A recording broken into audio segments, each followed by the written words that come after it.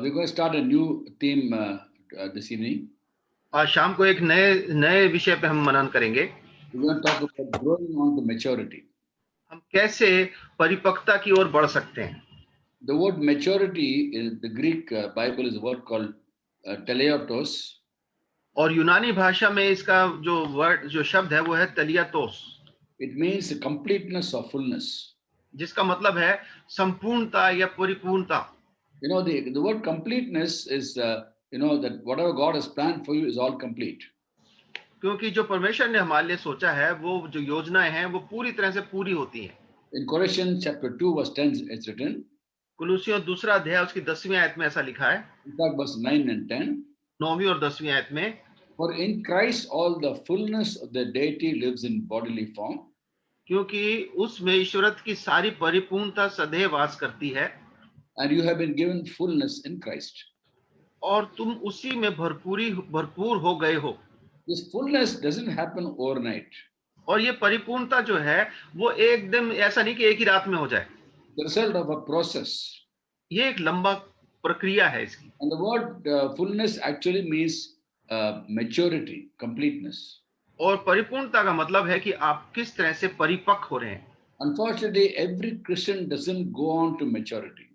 और बड़े अफसोस की बात है कि हर मसीह जो है वो परिपक्व नहीं हो पाता। We get caught up with mundane things and we start quarreling and we remain at the very basic level. और हम जो है बेकार की बातों में, छोटी छोटी बातों पे झगड़ा शुरू कर देते हैं, वाद विवाद करते हैं, और जो हम छोटे से स्तर पे ही वहीं के वहीं रह जाते हैं। Now in the letter about the Colossians, और कुलुसियों की पत्री जब पौलुस लिखते हैं, Paul writes about how Epaphras is praying for the church in Colossae. वो बता रहे हैं कैसे एपफ्रास जो है वो कलीसिया की जो कुलुसियों की कलीसिया है उसके लिए प्रार्थना कर रहे हैं। Epaphras was instrumental in the church in Colossae being formed. और एपफ्रास एक ऐसा व्यक्ति था जिसकी द्वारा से ये कलीसिया को पौलुस की मदद हुई थी कि कलीसिया को स्थापित कर सका। Now Colossae is about 160 kilometers from Ephesus.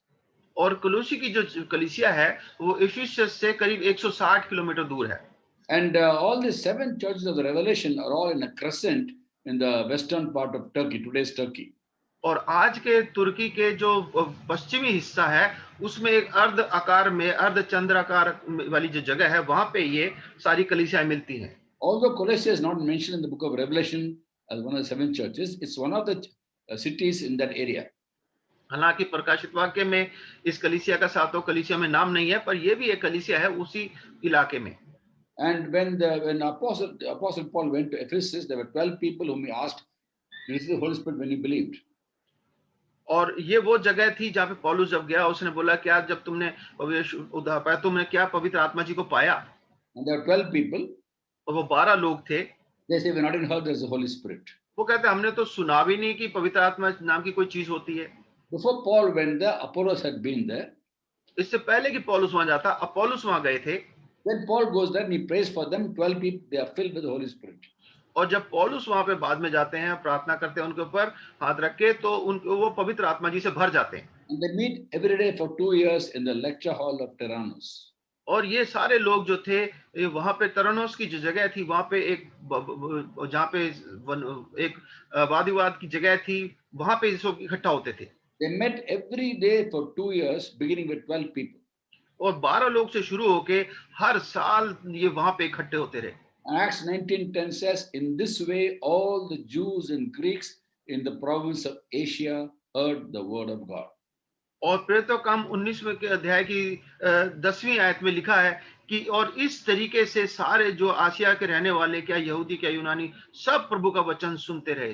The Asia mentioned there is not the Asia we look at the map today, but that is actually refers to the western part of Turkey, today's Turkey. और जो Asia इसमें लिखा है वो आज का Asia नहीं है, ये तुर्की का जो western part, Yeah, western part. हाँ पश्चिमी हिस्सा जो है उसको एशिया कहा जाता था। Today Turkey is part of Europe, some part not part of Asia. पर आज तुर्की जो है वो यूरोप का हिस्सा है, वो एशिया का हिस्सा नहीं। Now, which means that Colossae heard the word of God from this group of people meeting in Ephesus every day for 2 years. और इसका मतलब ये है कि ये जो लोग थे कुलुसे के, ये लोगों ने जो इफिसुस के जो लोग थे, इनसे 2 साल तक वचन सुनते रहे। And Paul writes to the Colossians in chapter 1 verse 7, how through Epaphras they heard the word of God, they had heard the message. और कुलुसियों एक साथ में पौलुस बताते हैं कैसे वो उस पौलुस के सहकर्मी जो एपिफ्रास थे उससे परमेश्वर का वचन सुनते रहे। So probably Epaphras was the instrument in the church being formed. तो इसका मतलब एपिफ्रास जो था वो इस कलीसिया को स्थापना करने में एक बहुत बड़ा उसका योगदान था। And after forming the church, he didn't stop. He was praying for the church. और ये नहीं कि कलीसिया स्थापित होने के बाद वो रुक गया, पर वो उसके लिए प्रार्थना करता रहा। In Colossians chapter 4, verse 12, Paul writes, Epaphras is wrestling in prayer for you, that you stand firm in all the will of God, be mature and fully assured. और कुलुसियों 4:12 में वो लिखते हैं, एपिफ्रास जो तुम में से एक है और मसीह यीशु का दास है, तुमसे नमस्कार कहता है और सदा तुम्हारे लिए प्रार्थना में यत्न करता है ताकि तुम सिद्ध होकर पूर्ण विश्वास के साथ परमेश्वर की इच्छा पर स्थिर रहो। Stand firm in all the will of God, be mature and fully assured. He wants them to go on to maturity. और वो चाहता है कि वो सिद्ध हो जाएं और विश्वास के साथ परमेश्वर की इच्छा में स्थिर हो जाएं। And that maturity happens even as we are rooted and built up in Christ. और ये जब मसीह में स्थिर और जड़ पकड़ते जाते हैं तो ये मैच्योर ये सिद्धता जो है हमारे अंदर आती जाती है। In Colossians chapter 2, verse 6 and 7, Paul writes, कुलुसियों 2 अध्याय 6 और 7 आयत में पौलुस लिखते हैं, go on to verse 10. और 10वीं आयत तक इसको हम पढ़ सकते हैं। And there Paul writes, just as you receive Jesus Christ as Lord, continue to live in him, rooted and built up in him. वो कहता है, सो जैसे तुमने मसीह यीशु की को प्रभु करके ग्रहण किया वैसे ही उसी में चलते रहो और उसी में जड़ पकड़ते और बढ़ते जाओ। Strengthen in the faith as you were taught. और जैसा तुम्हें सिखाया गया है वैसे ही विश्वास में दृढ़ होते जाओ। Overflowing with thankfulness. और धन्यवाद से परिपूर्ण होते जाओ। See that no one takes you captive through a hollow and deceptive philosophy. और चौकस रहो कि कोई तुम्हें उस तत्व ज्ञान और व्यर्थ धोखे के द्वारा आहेर ना कर ले, which depends on human tradition and the basic principles of this world rather than on Christ. जो मनुष्य की परंपरागत परंपराई मत और संसार की आदि शिक्षा के अनुसार है, पर मसीह के अनुसार नहीं। For in Christ all the fullness of the deity lives in bodily form, and you have been given fullness in Christ. क्योंकि उसमें ईश्वरत्व की सारी परिपूर्णता सदैव वास करती है और तुम उसी में भरपूर हो गए हो, सो सारी प्रधानता और अधिकार का शिरोमणि है। जो सारी प्रधानता और This fullness is the result of growth. और ये जो परिपूर्णता है ये जो है ये बढ़ते जाने के द्वारा मिली है। Be rooted in Christ, built up in Christ, and then be strengthened with as you were taught. और उसमें जड़ पकड़ते हुए जाए, बढ़ते जाए और उसमें सामर्थ पाते जाए जैसे जैसे शिक्षा मिलती है। Many people still remain at the basic level itself. पर बहुत से लोग जो हैं उन सबसे पहली सीढ़ी पे ही रह जाते हैं। The book of Hebrews chapter 6 verse 1, that's the basis for today's topic. और हिब्रानियों 6:1 जो आज के मनन का विषय भी है, That verse 1 to 3 we will read it. जो पहली 3 आयतें उनको हम पढ़ लेंगे। There the writer of the letter writes to the recipients of this letter who are actually Jewish Christians. और लिखने वो जो पत्र को लिखने वाला जो लिख रहा है उन लोगों को लिख रहा है जो मसीह हैं, यहूदी मसीह हैं। Let us leave the elementary teachings of Christ and go on to maturity.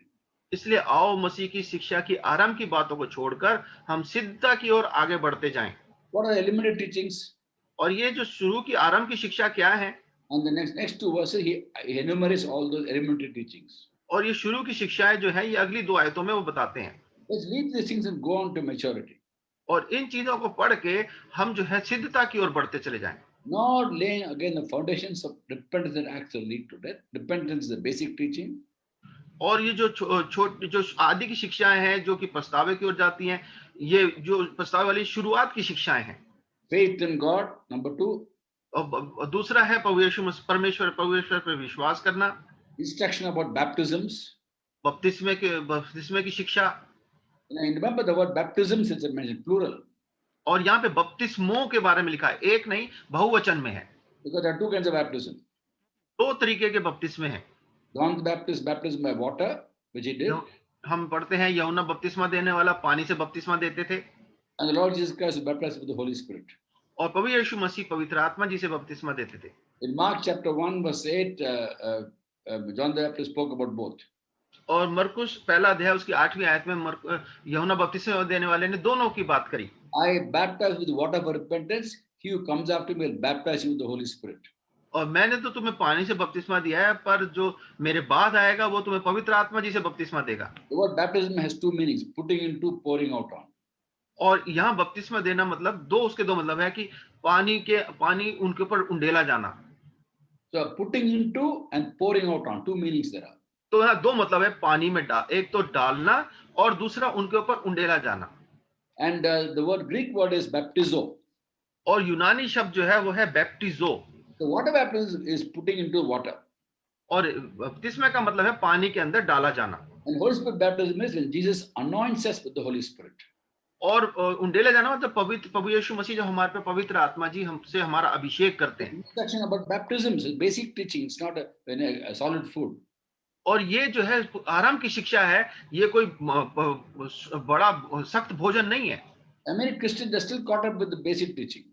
और बहुत से मसीह लोग जो है वो शुरुआत की शिक्षा में ही फंसे रहते हैं। And then number 4, it talks about laying on of hands. और दूसरा है हाथ रखना। Very basic it is. बिल्कुल शुरुआत की बातें हैं। Laying on of hands, for so many reasons we lay hands and pray. और बहुत सारे कारण हैं जब हम हाथ रख के प्रार्थना करते हैं। For healing, believers lay their hands on the sick and they shall be healed. Mark 16:18. और मत्ती 16:18 के अनुसार कोई विश्वासी जब किसी पे हाथ रखता है के प्रार्थना करता है तो वो चंगाई पाते हैं। For imparting of gifts, 1 Timothy chapter 4 verse 14. पहला तिमोथी 4 अध्याय उसकी 14वीं आयत में जब हाथ रख के प्रार्थना करते हैं तो पवित्र आत्मा जी का दान मिलता है। When the body of elders laid hands upon Timothy through prophecy, he received gifts of preaching and teaching. और जब पवित्र लोगों ने तिमोथी पे हाथ रख के प्रार्थना करी तो उसको शिक्षा देने का और प्रचार करने का उसको ये दान मिला। When the elders laid hands upon Timothy, elders. जब अगुए ने उसके ऊपर हाथ रख के प्रार्थना करी। Then we also read how when Peter and John went to Samaria, they laid hands upon the people and they were filled with the Holy Spirit. Acts 8, 16-17. और प्रेरितों का काम 8वां अध्याय 16 से 17वीं आयत में अगर हम देखते हैं कि जब चेले गए, पतरस और यूहन्ना गए, उन्होंने जाके लोगों के ऊपर हाथ रखा तो वो पवित्र आत्मा जी से भर गए। Then for commissioning people for the ministry, people laid hands. और जब सेवकाई शुरुआत करने के लिए लोग अभिषेक किया जाता है तब भी उन पे हाथ रख के प्रार्थना की जाती है। For example, in the 13th chapter of Acts, when they are all worshiping God and fasting, Holy Spirit said, "Set apart for me Saul and Barnabas for the work I've called them." और प्रेरितों का काम 13वें अध्याय में जब उन पे हाथ रखी तो पवित्र परमेश्वर ने बोला कि बरनबास को और पौलुस को मेरे लिए अलग कर दो क्योंकि ये मेरी सेवा के लिए है। And when people lay hands, I told you, gifts are imparted. और आपको बताया जब हाथ रख के प्रार्थना की जाती है तो दान मिलते हैं। The Bible says about Moses laying hands upon Joshua. और बाइबल में लिखा है मूसा ने यहोशू के ऊपर हाथ रखा। The book of Deuteronomy chapter 34 verse 9. व्यवस्था विवरण 34वां अध्याय उसकी 9वीं आयत। Joshua had received the spirit of wisdom because Moses had laid his hands upon him. तो यहोशू को बुद्धिमानी की आत्मा मिली क्योंकि मूसा ने उस पर हाथ रख के प्रार्थना करी थी। It's very basic teaching. This is not a solid food at all. और ये शुरुआत की शिक्षा है, इसमें कोई बड़ा सख्त भोजन वाली बात नहीं है। Laying on of hands. हाथ रख के प्रार्थना करना। And then you also find talking about resurrection of the dead. और फिर हम देखते हैं कि मरे हुओं का जी उठना। Basic teaching. ये भी बिल्कुल साधारण शिक्षा है। And then eternal judgment, basic teaching. और अंतिम न्याय, ये भी शुरुआत की शिक्षा है। But the writer identifies 6 things which are basic teaching, elementary teachings. It's not solid food. तो ये जो यहाँ पे जो है 6 आदि शिक्षाओं की बात यहाँ पे करते हैं लिखने वाला, कोई सख्त भोजन की बात नहीं है यहाँ पे। Repentance, पछतावा करना, faith in God, परमेश्वर विश्वास करना, instruction about baptisms, बपतिस्मों की शिक्षा, laying on of hands, हाथ रखना, eternal judgment, and resurrection of the dead. मरे हुए में से जी उठना और अंतिम न्याय। They're all very basic teaching, elementary teachings. और ये शुरुआत नींव वाली शिक्षाएं हैं। Let's leave all these things, go on to maturity. There's so much more in Christian life. वो कहता है, लिखने वाला कहता है कि इन चीजों को छोड़ो और आगे बढ़ो क्योंकि मसीह जीवन में और भी बहुत सारी चीजें हैं। Now, how does this growth to become mature actually happen? अब ये जो बढ़ना है वो परमेश्वर के उसमें वो कैसे हम बढ़ सकते हैं? The starting point is throwing away all those secret sins in the heart. सबसे पहली बात जो जरूरी है कि हमारे हृदय में सारे छुपे हुए जो पाप हैं उनको निकाल के बाहर फेंक दें। Now, the Apostle Peter wrote about those who are born again. और पतरस और प्रेरित जो था उसने जो नए जन्म पाए हुए लोग हैं उनके लिए लिखा। 1 Peter chapter 1, verse 23 onwards. पहला पत्रस पहला अध्याय और 23वीं आयत से आगे, For you've been born again, not of perishable seed, but of imperishable. क्योंकि तुमने नाशवान नहीं पर अविनाशी बीज से परमेश्वर की ज्योति और सदा के द्वारा पैदा हुए हो, To the जन्म पाया, living, to the living and enduring word of God. और उसका सदा ठहरने वाले वचन, जीवते और सदा ठहरने वाले वचन के द्वारा नया जन्म पाया। For all men are like grass, and all the glories like the flowers of the field. क्योंकि हर एक प्राणी घास की नाई है और सारी शोभा घास के फूल की नाई है। The grass withers, the flowers fall, but the word of the Lord stands forever. घास सूख जाती है, फूल झड़ जाता है, परंतु परमेश्वर का वचन युगानुयुग स्थिर रहता है। This was the word that was preached to you. और ये वचन जो था, ये तुम्हें सुनाया गया था, That's when you're born again. और इसलिए तुम्हारा नया जन्म हुआ। Starting point of growth. और ये बढ़ने का पहला शुरुआत यहाँ से है। The second chapter, verse 1 onwards. और दूसरे अध्याय की पहली आयत से आगे हम देखते हैं, Therefore, rid yourself of all malice, deceit, hypocrisy, envy, and slander of all kinds. इसलिए सब प्रकार के वैर भाव, छल, कपट, डाह और बदनामी को दूर करके। All these qualities are all secret qualities. तो ये सारे जो बातें ये हैं, ये छुपी हुई बातें होती हैं। You can have it in a heart without people knowing about it. ये सब बातें हमारे हृदय में हो सकती हैं, लोग इसको जान भी नहीं सकते। Malice, कपट, छल, deceit, वैर भाव, hypocrisy, कपट, envy, डाह and slander of all kinds. और बदनामी हर एक तरीके की। Peter says, get rid of all this. और परमेश्वर वचन कहता है सबको दूर कर देना। Then he goes on to say, like newborn babies crave pure spiritual milk, that by it they grow up in a salvation, now the taste of the Lord is good. और आगे वो कहता है कि नए जन्म में हुए बच्चे की नए निर्मल और आत्मिक दूध की लालसा करो, ताकि उसके द्वारा धार पाने के लिए बढ़ते जाओ। What does it mean? Immediately after accepting Christ and being born again, इसका मतलब क्या है? इसका मतलब ये है कि जैसे ही हम प्रभु यीशु मसीह को उद्धारकर्ता स्वीकार करते हैं, before we can even grow, we have rid of all these things. इससे पहले कि हम बढ़े, हमें इन सारी चीजों को दूर कर देना है।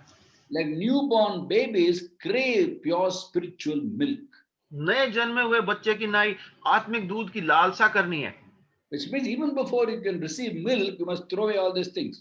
इसका मतलब दूध मिलने से भी पहले ये सारी बातें जो है उनको हमारे को दूर कर देना है। It's so ironic that people are supposed to have grown so much in the Lord.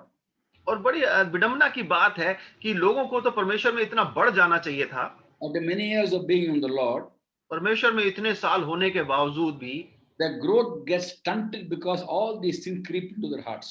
उनकी जो बढ़ना है वो रुक जाता है, वहीं बोने के बोने रह जाते हैं, क्योंकि ये सारी बातें उनके हृदयों में आ जाती हैं। You look at these qualities are all totally secret qualities in the heart.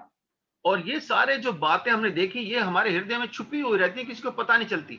Many grown-up Christians, grown-up means in terms of age and of many years in the Lord, और ऐसे बहुत से मसीह लोग हैं जो उम्र में भी बहुत बड़े हो जाते हैं और परमेश्वर के साथ भी कहने को बहुत साल हो जाते हैं उन्हें, they have all these qualities in the heart. और उनके हृदय में ये सारी बातें होती हैं। Malice, deceit, hypocrisy, envy, and slander of all kinds. वैर भाव, छल, कपट, डाह, बदनामी हर एक तरीके की। We are supposed to throw away these things even before we begin to receive milk. ये बातें हम सबको अपने हृदय से निकाल के पहले फेंक देनी है, इससे पहले कि हम दूध की भी लालसा करें। But after receiving milk and slowly going to solid food, then these things come in again. क्योंकि अगर हम दूध पीते हैं उसके बाद हम बड़ा खाना खाने लगते हैं, उसके बाद भी ये बातें हमारे हृदय में आ जाती हैं। So what happens? We stop. We don't grow. तो फिर क्या हो जाता है? हम बढ़ नहीं पाते, वहीं के वहीं रुक जाते हैं। Growth gets stunted. We don't go on to maturity. हमारी जो बढ़ना है वो हम बोने के बोने रह जाते हैं और हम बढ़ना रुक जाता है हमारा। Now you know why the Apostle Paul wrote to Timothy and said in 1 Timothy 4:16. और इसलिए तिमोथी को लिखते हुए पौलुस लिखते हैं पहला तिमोथी 4:16 में, Watch your life and doctrine closely. और इसलिए वो कहता है कि तुम अपने सुनने वालों के लिए बातों में स्थिर रहे, क्योंकि ऐसी बातें इन बातों में स्थिर रहे, कहता है। For us to grow in the Lord, we should ask God to constantly show our hearts. परमेश्वर में बढ़ने के लिए सबसे पहली बात है हमें परमेश्वर से बोलना, प्रभु मेरे हृदय को मुझे दिखा। If all these things come into our hearts, that growth is stopped. जब हम ये सारी बातें हमारे हृदय में आ जाती हैं तो हमारा बढ़ना रुक जाता है। And therefore we should constantly ask Holy Spirit to reveal our hearts to us. इसलिए हमें हरदम पवित्र आत्मा जी से बोलना है, प्रभु मेरे हृदय को साफ मुझे दिखा कि कैसा है। David was chosen by God to be king because God saw his heart. और दाऊद को परमेश्वर ने चुन लिया राजा बनाने के लिए, क्योंकि परमेश्वर ने उसके हृदय को देखा। God told Samuel, man, परमेश्वर ने man looks at outward appearance, God looks at the heart. परमेश्वर ने सैमुअल को बोला कि मनुष्य तो भारी रूप को देखता है, पर परमेश्वर हृदय को देखता है। God saw the heart of David and he found that David was a man after God's own heart. और परमेश्वर ने दाऊद के हृदय को देखा और बोला कि ये दाऊद जो है मेरे हृदय के अनुसार व्यक्ति है। And he chose him to be the future king of Israel. और उसका चुन लिया परमेश्वर ने कि इजराइल का भविष्य में राजा बने। A man after God's own heart. परमेश्वर के हृदय के अनुसार व्यक्ति। Later on, the same David writes in Psalm 86 verse 11. और बाद में दाऊद खुद इस बात को लिखता है भजन 86 उसकी 11वीं आयत में, Give me, O Lord, an undivided heart. कि प्रभु मुझ में एक चित्त कर कि और मेरा मन जो है भटका हुआ ना हो। He began with a whole heart for God, but that heart became divided. और पूरे हम शुरुआत तो करते हैं एक मन से, पर आगे जाके हमारा मन जो है ऐसे फट जाता है, अलग हो जाता है दो हिस्सों में। That's why David never trusted in his own intellect to understand what is in the heart. इसलिए दाऊद ने कभी भी अपनी बुद्धि का सहारा नहीं लिया कि अपने हृदय की बातों को जानने की कोशिश करे। In Psalm 139, भजन 139 में देखते हैं verses 23 and 24, 23 और 24वीं आयत में David writes, दाऊद लिखते हैं, the prayer to God actually, वो परमेश्वर से एक प्रार्थना है वास्तव में, Search me, O Lord, and know my heart. हे ईश्वर मुझे जांच कर जान ले, Test me and know my anxious thoughts. मुझे परख कर मेरी चिंताओं को जान ले।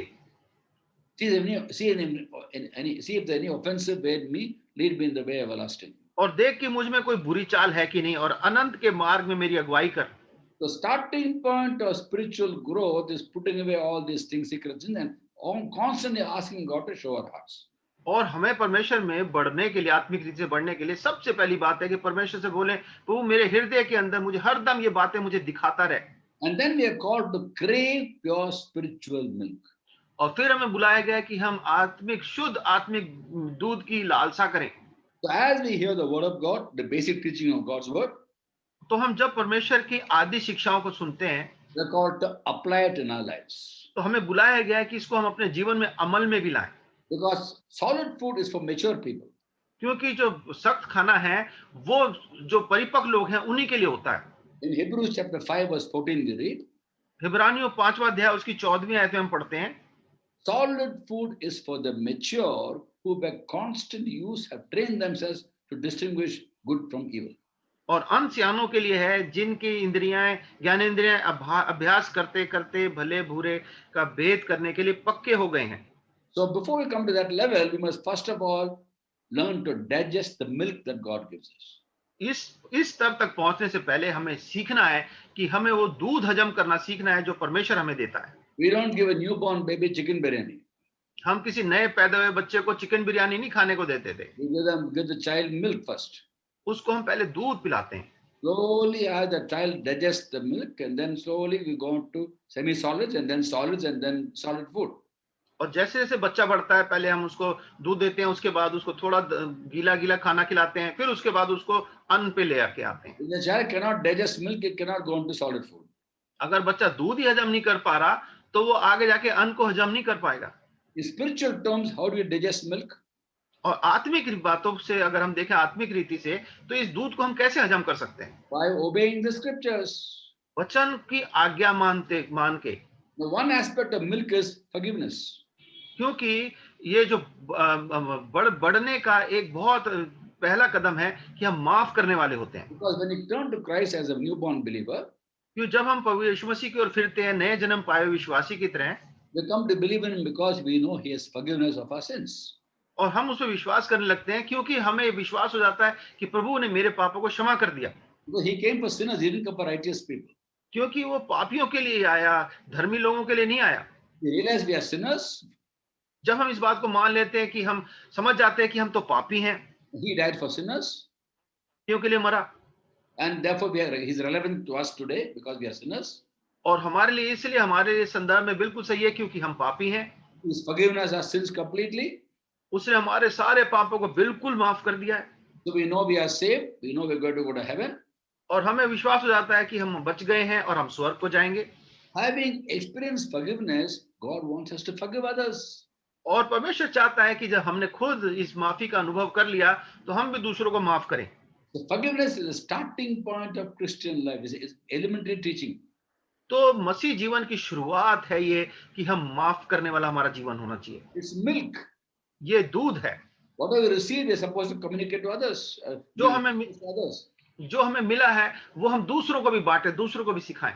Again, how many leaders there are, Christian leaders, who after many years of being in the Lord still have unforgiveness? बहुत से मसीह लोग हैं जो इतने साल तो उद्धार पाए हो गए पर उनके मन में अभी भी दूसरे को माफ करने वाली बात नहीं है। They grow in the Lord. वो परमेश्वर में बढ़ते हैं Sometimes they get into all these quarrels between people. और कुछ समय के बाद वो लोगों के साथ ही झगड़े में फंस जाते हैं।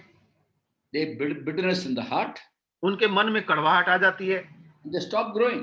और वो बढ़ना उनका रुक जाता है। Growth is by grace. और बढ़ना जो है परमेश्वर के अनुग्रह से है। But we hinder grace by becoming bitter. पर हम इस अनुग्रह के बीच में बाधा बन जाते हैं जब हम अपने मन में कड़वाहट ले आते हैं। Hebrews chapter 12 verse 15 says, इब्रानियों 12वां अध्याय उसकी 15वीं आयत में लिखा है, see to it that no one misses the grace of God, that no bitter root grows up to cause trouble and defile many.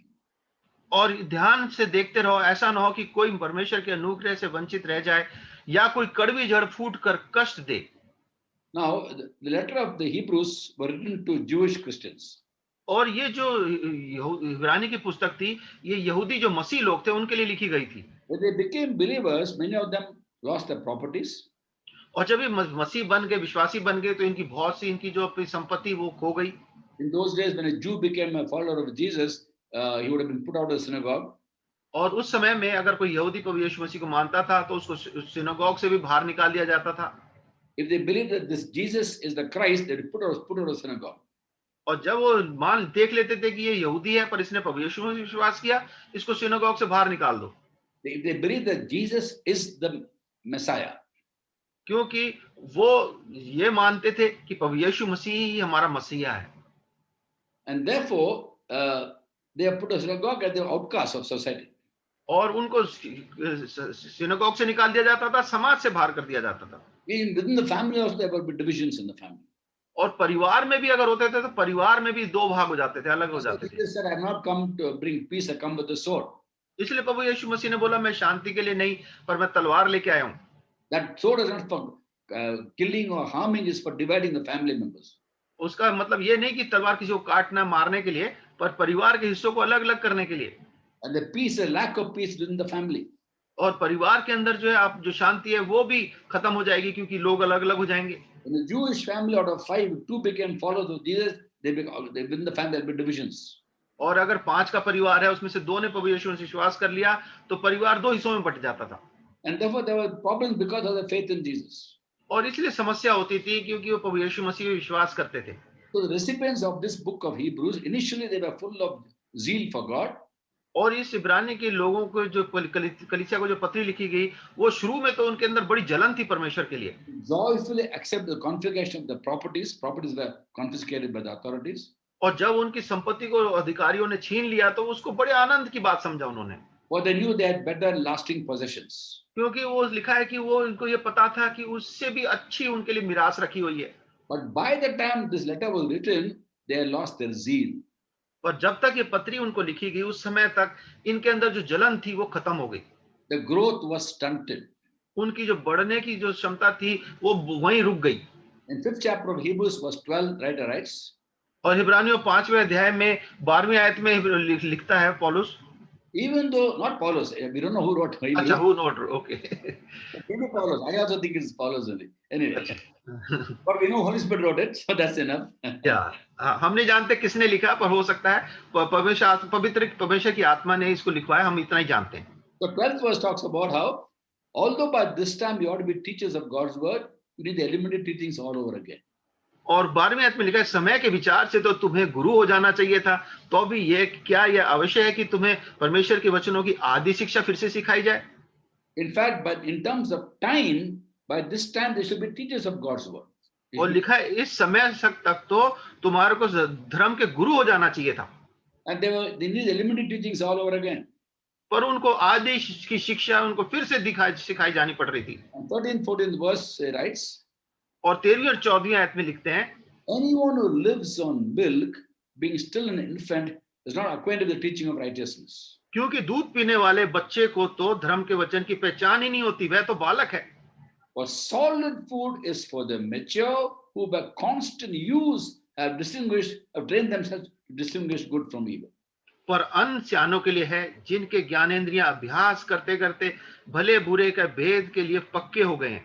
So we are called to obey the word of God तो हमें परमेश्वर का वचन की आज्ञा मानने के लिए बुलाया गया है, and go on to maturity.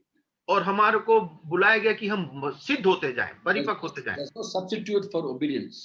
और इसमें अनाज्ञाकारिता का कोई मौका ही नहीं है, आज्ञा मानने के अलावा कोई चारा ही नहीं है। Now, as we grow in the Lord, तो जब हम परमेश्वर के साथ बढ़ते जाते हैं, we face difficulties in life. हम जीवन में परेशानियों का सामना करते हैं। I mean, difficulties come that our root is tested. Are we rooted in Christ? तो जब परीक्षा आती है तो हमारी जड़ जो प्रभु यीशु मसीह में है उसकी परीक्षा होती है। The Lord Jesus Christ gave a parable about a farmer sowing a seed. प्रभु यीशु मसीह ने एक दृष्टांत दिया कि एक बीज बोने वाला बीज बोने निकला। Some seed fell along the path and birds came and ate it up. और कुछ बीज तो सड़क के किनारे गिर गए, चिड़ियों ने आके उसको खा लिया। It's found in the 13th chapter of Matthew. मत्ती के 13वें अध्याय में इसको हम पढ़ते हैं। The first part of the chapter talks about this parable of the sower. और पहला भाग जो है वो ये बीज बोने वाले का दृष्टांत है।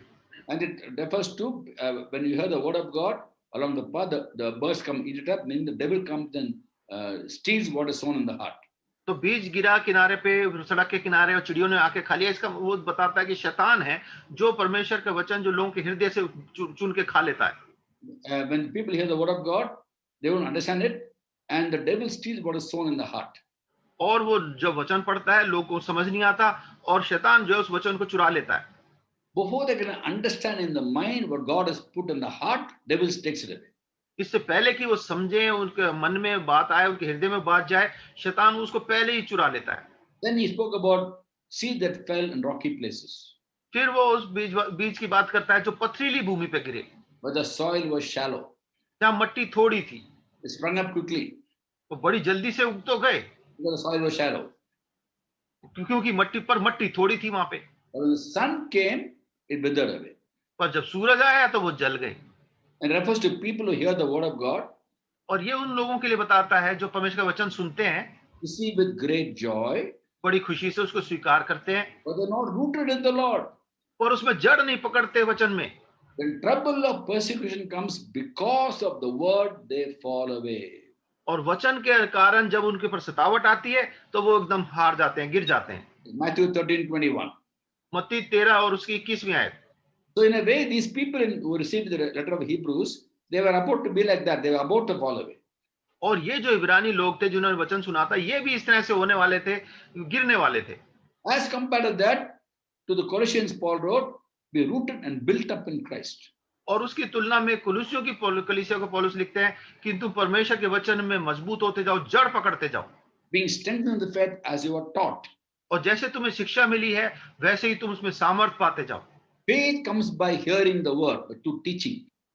विश्वास जो है, हमें शिक्षा जो मिलती है वचन से, उससे हमें मिलती है, विश्वास And बढ़ता when है। that happens, you will not wither away. When the difficulties come, you will overflow with thanksgiving.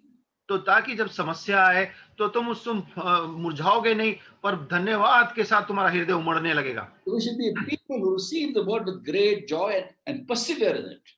तो हमें वो लोग होना है जो परमेश्वर के वचन को बड़े आनंद से स्वीकार करें और उसके पीछे चलें। Then as we grow, we have other difficulties coming our way. तो जब हम जैसे जैसे बढ़ते हैं और समस्या हमारे रास्ते में आती है। For example, he spoke about that some seed fell among thorns. और जैसे प्रभु यीशु मसीह ने उदाहरण दिया कि कुछ बीज जो है वो कटीली झाड़ियों में गिर गए। The thorns came and choked the plant. वो झाड़ियों ने आकर उन्हें दबा डाला। What are these thorns that come and choke? ये कौन सी झाड़ियां हैं जो आके उसको दबा देती हैं? In Mark chapter 4 verse 19, Jesus मरकुस 4 अध्याय उसकी 19वीं आयत में प्रभु यीशु मसीह कहते हैं, explained what these thorns are. वो बताते हैं कि ये कांटे झाड़ियां क्या है।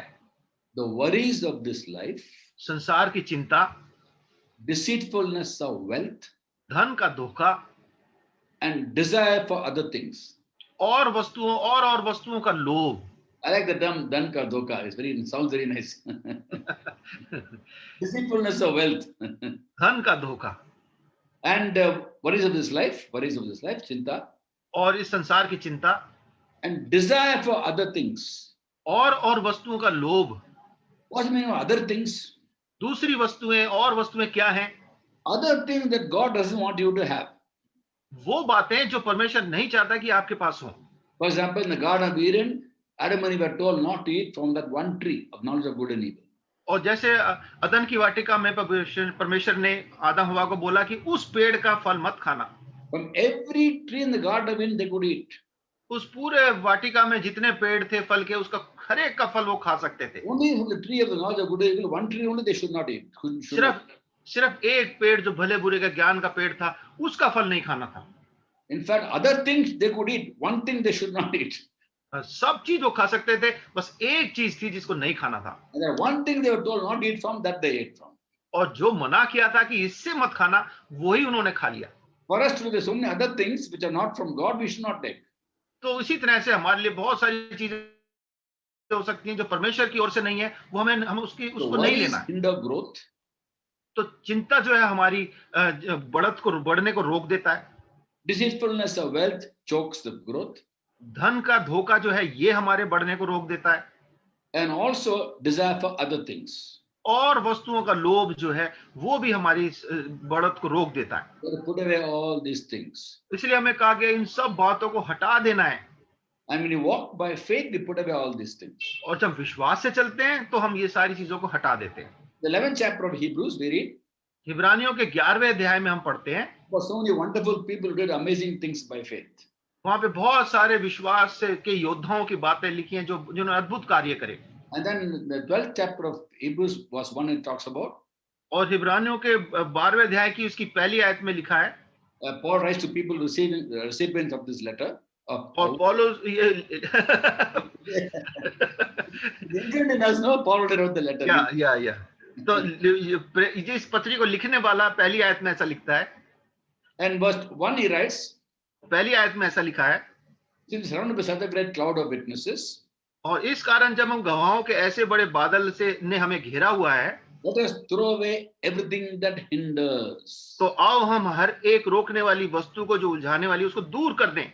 And the sin that entangles us. और वो पाप जो हमारे को इतने आसानी से पकड़ लेता है. Two different things he talks about. यहाँ दो तरीके की दो बातें अलग अलग करता है. Everything that hinders. हर एक रोकने वाली बात. And sin that entangles us. और उलझाने वाले पाप. Certain things we don't think it is sin. और कुछ बातें हैं जिनको हम पाप नहीं समझते. But it hinders us. और वो ऐसी बातें हैं जो पाप नहीं है फिर भी हमारे को रोकती हैं. So throw it away. परमेश्वर कहता है उसको भी हटा दो. For example, anxiety is not a sin. उदाहरण के लिए चिंता जो है कि भैया लोग सोचते हैं ये पाप नहीं है. Everybody gets anxious. It is not sin, they think. और सबको ही बड़ी वो हो जाती है कि भैया कि ये चिंता हो जाती है, पर वो पाप नहीं माना जाता उसको. Maybe you think it is not sin, but it's hindering you. आप भी हो सकता है मान ले कि भैया ये कोई पाप नहीं है, पर ये तो आपकी रुकावट तो कर ही रहा है. So throw it away. इसलिए परमेश्वर वचन कहता है उसको हटा दे. Deceitfulness of wealth. और धन का धोखा. Nothing wrong in having wealth. Of course, nothing wrong in having wealth. Love of money is root of all kinds of evil. Money is not evil. तो धन हमारे पास हो ये बुरा नहीं है, पर धन का प्रेम जो है वो धोखा, वो गलत है. The fine line between having money and money having you. एक बड़ी बारीक सी एक रेखा है कि हमारे पास पैसा होना या पैसा हमारे को पैसे के पास हम हो जाएं. Then desire for other things. और दूसरी वस्तुओं की लालसा करना. Only desire. I'm not craving for it. Desire for other things, but it's not for you. So don't think about it. लालसा तो नहीं कर रहा, हाँ मेरे को उसकी अभिलाषा हो रही है कि मेरे पास भी हो जाए, तो वो चीज जो है वो हमारे को एक रोक देती है, हमारी बढ़त को हमारे को हटा देना है. So throw away these things. That's all. सीधा तरीके से उनको हटा देना अपने जीवन से. Grow in the Lord. फिर हम परमेश्वर में बढ़ते हैं. And finally, the Lord gave the fourth example of seed that fell on fertile soil. और चौथा उदाहरण प्रभु यीशु मसीह ने दिया जो एक अच्छी उपजाऊ भूमि पे बीज गिरे. This refers to people with a noble and good heart. ये उन लोगों के लिए है जिनका हृदय और मन बिल्कुल अच्छा था, शुद्ध था. Luke 8:15. लूका 8वां अध्याय उसकी 15वीं आयत में हम पढ़ते हैं, People of noble and good heart, और वो जो अच्छे वो वचन उनके ऊपर जो उनका मन उत्तम और संभले हुए था, who hear the word of God, और भले और उत्तम मन के में थे, जो परमेश्वर के वचन को जिन्होंने सुना, retain it, संभाल के रखा, and with perseverance produce the crop 30, 60, 100-fold. और धीरज से फल लाते रहे, कोई 100 गुना, कोई 60 गुना, कोई 100 गुना। So hearing the word of God, परमेश्वर के वचन को सुनना, keeping it in the heart, retaining it, उसको अपने मन में संभाल के रखना, उसको जाने नहीं देना, obeying the word of God, के वचन की आज्ञा मानना, and persevering. और उसमें लगातार उसके पीछे चलते रहना। The word perseverance in the old English is long suffering. और जो लगातार है वो इंग्लिश भाषा में उसका मतलब है कि देर तक दुखों को सहते रहना। The old English, in the King James English, long suffering. जो पुरानी जो बाइबल जो किंग जेम्स वर्जन की इंग्लिश है उसमें है कि वो देर तक सहते रहना। And long suffering simply means suffering long. और लॉन्ग सफरिंग या देर तक सहते रहना मतलब देर तक सहना। Whenever we have our own idea how much we should suffer. Oh, too much for me, Lord. I can't suffer more, Lord. God says, no, I've got a purpose for your life. और बहुत से लोग कह सकते हैं प्रभु मेरे से और नहीं सहा जाता, बस मेरे लिए काफी है। पर परमेश्वर कहता है नहीं, मैंने तेरे लिए बहुत सारी और योजनाएं रखी हैं।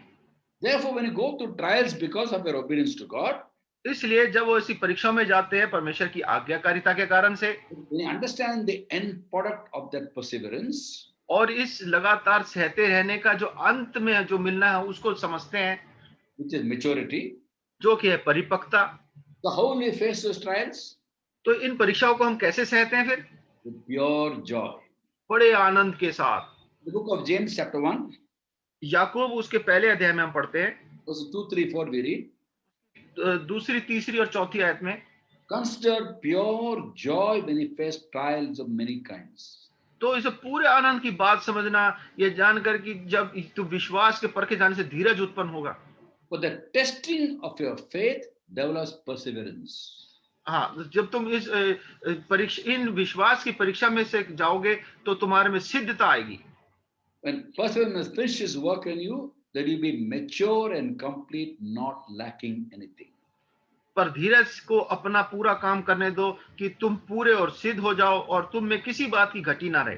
When you obey God's word and therefore face trials, तो जब परमेश्वर के वचन की आज्ञा मानते हैं और उसके कारण से परीक्षाओं में जाते हैं, look at things unseen.